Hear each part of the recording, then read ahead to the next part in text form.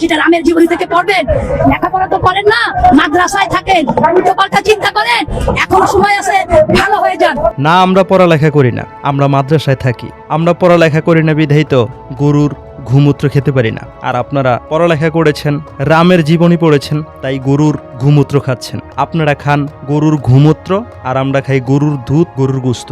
আমরা পড়ালেখা না করে গরুর দুধ, গরুর গোস্ত খাই। আর আপনারা রামের জীবনী পড়ে শিক্ষিত হয়ে গরুর ঘুমূত্র খাচ্ছেন। আপনাদের সাথে আমাদের কথাই মিলবে না।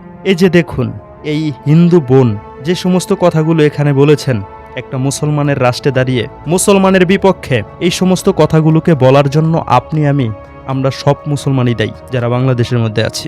আমরা এক মুসলমান আরেক মুসলমানকে ফতুয়া দিতে দিতে, দলে দলে ভাগ হতে হতে এখন কারো প্রতি কারো মায়া নেই।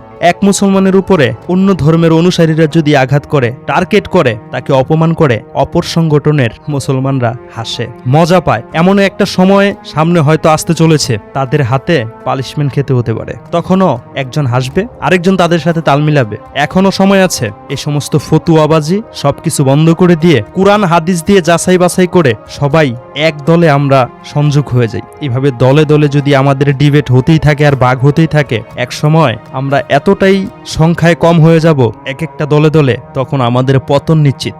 আমরা অত্যাচারের শিকার হতে পারি যদি আমাদের ভেতরের সেই ফতুয়াবাজিটা বন্ধ না করা হয়। আমরা যদি কোরআন হাদিস দিয়ে বিচার বিবেচনা না করে শুধু দ্বন্দ্বই তৈরি করতে থাকি, তাহলে আমাদের কপালে আগামীতে দুঃখ ছাড়া আর কোনো কিছু নেই। এখন হয়তো উনি এখানে এই কথাগুলোকে বলেছে, আরো কত ধরনের কথা তারা বলবে, আরো কত ধরনের কাজ তারা করবে, সামনে সময় আসলে আপনারা দেখতে পারবেন। আরেকটা কথা কোনোভাবেই আমার মাথাতে ধরে না, সংখ্যা ঘনিষ্ঠ এই মানুষগুলো কিভাবে আমাদেরকে হ্যায় তুচ্ছ করে কথা বলছে, আমাদেরকে টার্গেট নিয়ে কথা বলছে।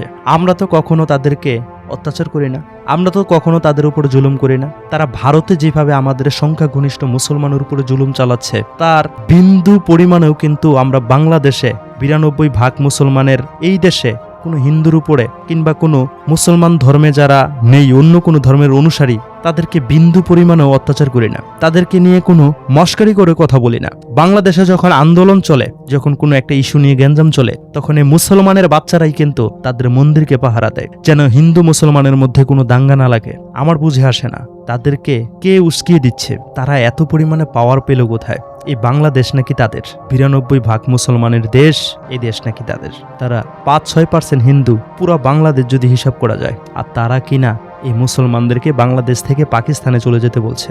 আমার বুঝে আসে না এত পাওয়ার তারা কোথায় পায়, তাদেরকে কে উস্কিয়ে দিচ্ছে, তাদের পিছনের সাপোর্ট কারা দিচ্ছে?